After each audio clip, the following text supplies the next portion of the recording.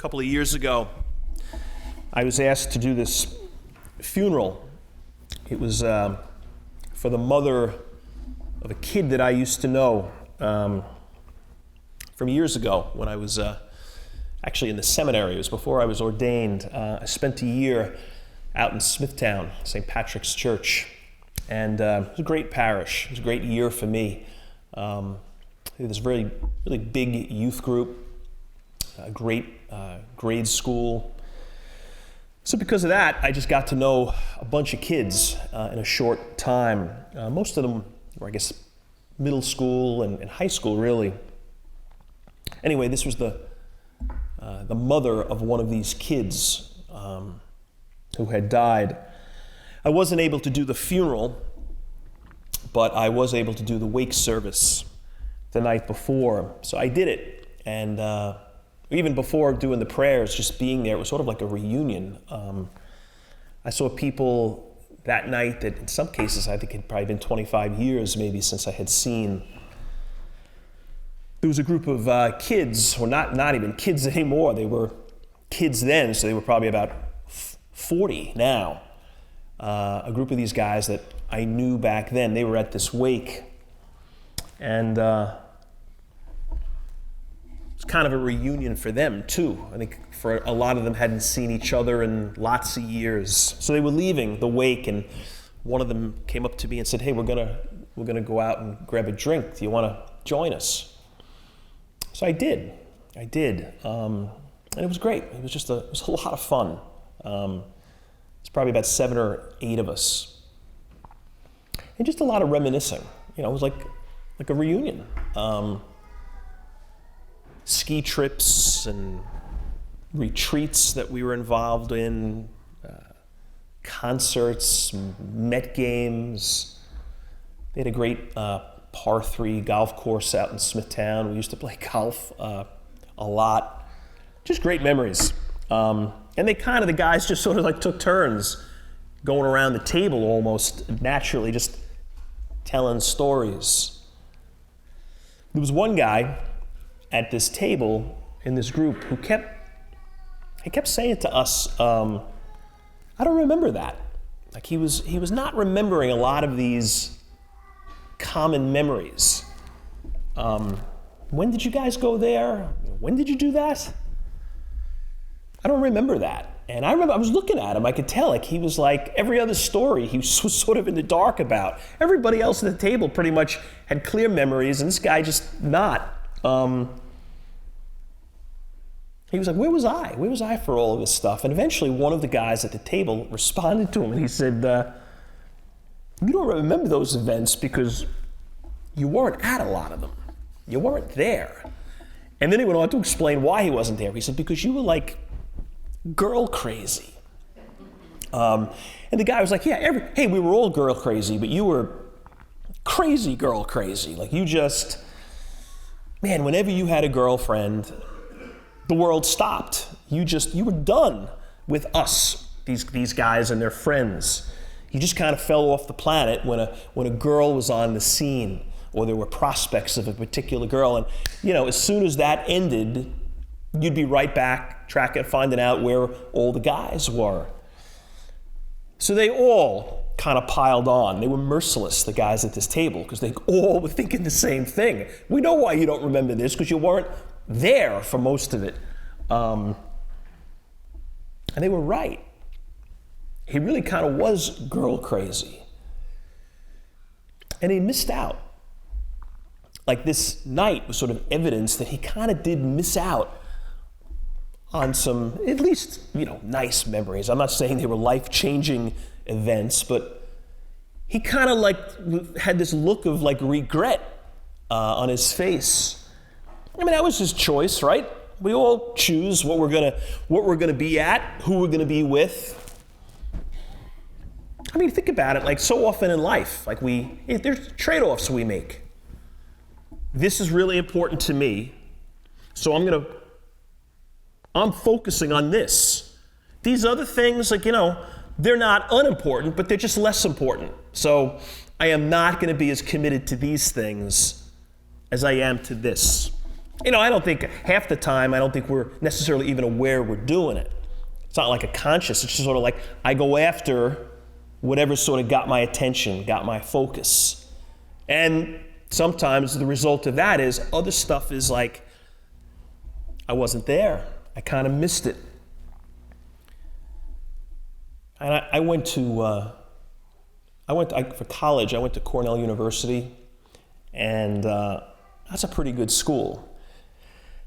I transferred there, full disclosure. I transferred after 2 years at Nassau, and got good grades at Nassau, which is what got me into Cornell. I never would have made it out of high school. My grades were, I was an okay student, but I certainly wasn't kind of Cornell material. My SATs never would have even come close to getting into Cornell. But like I said, I really kind of focused those 2 years at Nassau, and that's what got me in. Kind of got in through the back door. But I survived it. I got the degree. But when I got there, I remember being really kind of shocked at the caliber of student. Like these kids, kind of everywhere you looked, every kid you'd encountered pretty much was a great student, like a really smart kid. Every kid was like, 1, 2, or 3 in their high school class. I mean, I was like 290 in my class. Like I was so not in their league. So that was kind of intimidating. But I realized early into my first semester there, like if I was really going to compete with these guys, these kids, I was going to have to like work insane hours. It would have to be like a wild commitment to academics. I'd have to live in the library more or less. And I was just like, I'm not going to do that. Like I guess I was whatever, I was like 20 or 21. I was like, I'm just not going to do that, because if I do that, I'm going to have like no life. I'm not really going to make friends. I'm not going to have a lot of fun. College isn't all academics. Like, we learn a lot just from the experience of it, don't we? And if you've been away to school, I'm not saying like don't study and don't take school seriously, but it's like it's not the only thing. So, you know what? As a result, my grades those 2 years are very average. In some cases, less than average. Like, they're not great. But I also made friends during those years, and I had fun, and I have great memories from those 2 years. So it was a trade-off. Like, I am not going to be singularly focused on competing with these kids. There's something else more important to me. That was way back then. And I really don't regret it. I could have worked harder than I did, and my grades still, all being said, should have been better than they were. But in the big picture, I think I did it right. I used to look at kids that I was in class with, these kids who were just like rocket scientists. They were brains. And they were so consumed with grades. That's all they focused on. They had no life beyond the library. They were just very, I think, kind of sad, one-dimensional people. Yeah, very academically sharp and successful, but I don't know. It was like they chose to follow a particular star. And I think it was the wrong star, probably for a lot of them. Because I don't think many of them made friendships and kind of had that sort of intangible life experience, education you get from being away at school. All it was studying. Hey, that's the star they chose. What's the star that you follow most? I think that's kind of an important question. what's the star you follow most? And maybe you're like, well, there's a couple of them. And I think there should be a couple of them. There's not just one thing. But like, what's the brightest? What's the one that grabs your heart the most? And because of that, you follow that one most. I think that's a good thing to reflect on, more than once in a while. Is it the right star? Is it maybe the wrong star? In a very honest moment of humility, it's like, I think maybe I am following the wrong star. Or maybe another time in my life, I was totally following the wrong star. It may not have been a bad star, but it shouldn't have been number one, because it kind of threw me off my game. My priorities got shifted in not ways that I'm proud of. Hey, maybe that was St. Thomas's mistake. Let's go back to this gospel. You know why he didn't? Well, we know why he didn't believe in the resurrection. Because he wasn't there. This gospel this morning is sort of like two things go on. It happens, the beginning of it is Easter Sunday night. The apostles are all hanging out in this room, scared to death, and Jesus shows up. And they're like thrilled. But Thomas isn't there. Eventually, they find him and they're like, hey, he rose. And he's like, no way. I believe that when I see that.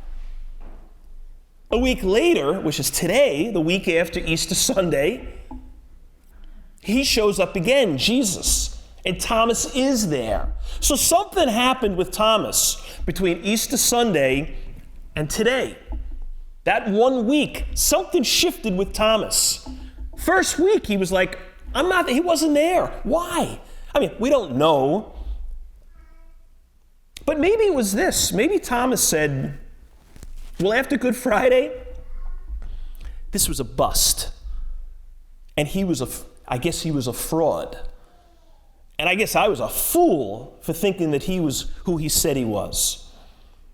Because he didn't know Easter Sunday had happened. All his most recent memory was the horror show of Good Friday.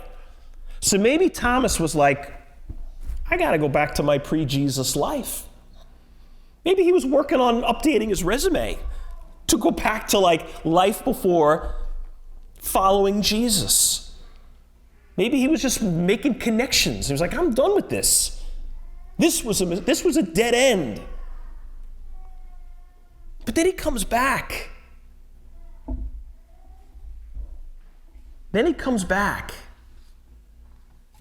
I'm reading this book. A friend of mine gave me this book a couple of weeks ago. It's written by this guy. His name is Richard Rohr. He's a great writer. He's a priest, a Franciscan priest, great spiritual writer. The name of this book is called Falling Upward. It's kind of a strange title, right? Falling Upward. So like contradictory, right? Anyway, the premise of the book is this. I haven't read it all, but I pretty much know, I think, this much. Like he says that most people kind of live, he describes our lives like in two halves, first half and second half.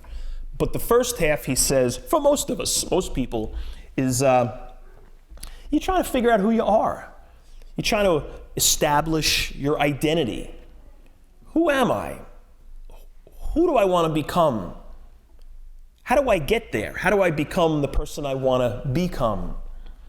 So those years are like, first half is sort of like, it's all about achieving and accomplishing and performing and establishing. Let me get myself settled. Let me get into this school. Let me get that job. Let me buy that house. Let me get, all these good things that we should, and I think most of us do pursue. First half of our life, most of us sort of like we try to build like a tower of success.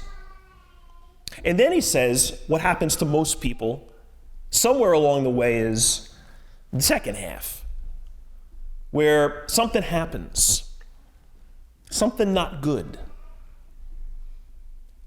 that involves suffering. Something we didn't ask for, maybe something we didn't deserve. Maybe it is something we deserved, some screw up on our part, some tragedy. I got fired and I didn't deserve it. My marriage exploded and I never anticipated it. Some health scare or health issue. I can't believe this has happened. Some loss. Thought I was going to spend the rest of my life with this person and she died. We weren't even married 25 years. Again, maybe something that was sort of like my fault. I went off track and really just messed things up. But it's like this life-changing event, and suffering is totally part of the mix.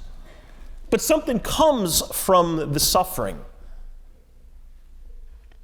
Like it forces us to search for meaning. The first half of the life was like, I kind of knew what I wanted, and I was going for it. And maybe it was good, but it was also kind of incomplete.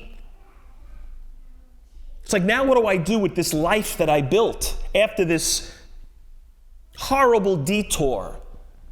Stuff that used to be incredibly important to me isn't really so much anymore. Stuff I would lose sleep over. Now I'm like, yeah, it's just not that big a deal. What was I thinking? Sort of like the suffering becomes like a doorway to this second half of life. And we change. We fall upward. The fall is unpleasant, and I wouldn't wish it on anybody. But somehow I fall up, and I just become a better person. I'm more understanding. I'm more reflective. I'm kind of kinder. I notice things now that used to just completely I blew past. When I hear about somebody else's suffering, I completely react to it in a different way now, since I've had my dose of it. I feel like I'm more free. And it's all up to us. And it's not always a chronological thing. I mean, the first half, I guess, sort of has to happen when you're young. But that second half can kick in, spend time in a pediatric cancer unit. And you got a 15-year-old who's battling cancer. Well, there's a really good chance that kid has entered the second half. That kid won't be the same. And sometimes, sadly, you meet somebody who's 70 and they're still in the first stage. They're just in constant pursuit of like their ego. It's like, man, are you ever going to grow up? Are you ever going to figure out what matters in life?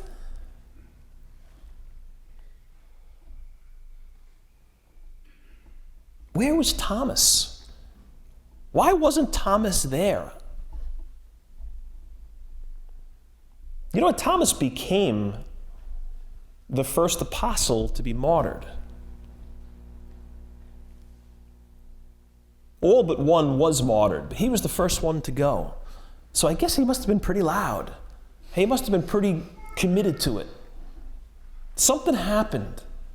You know, I was coming here a half hour ago, and I don't know, Nickerson Beach or one of those beaches along the way. I'm looking at these little kids who were playing lacrosse, like these little munchkins. They were like, the lacrosse stick was literally like bigger than they were, or maybe the same size. And all these moms and dads there, and it was very cute, just kind of seeing them out there. Then I'm also thinking, it's like 10 o'clock on a Sunday morning. Man, I wonder how many of them just said, yeah, it was going to be lacrosse instead of here or some church somewhere. You know, it's the guy who,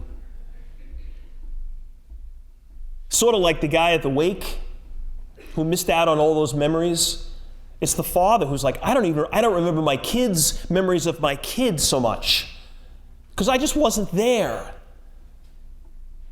because I was too committed to other things. And he has the regret of that.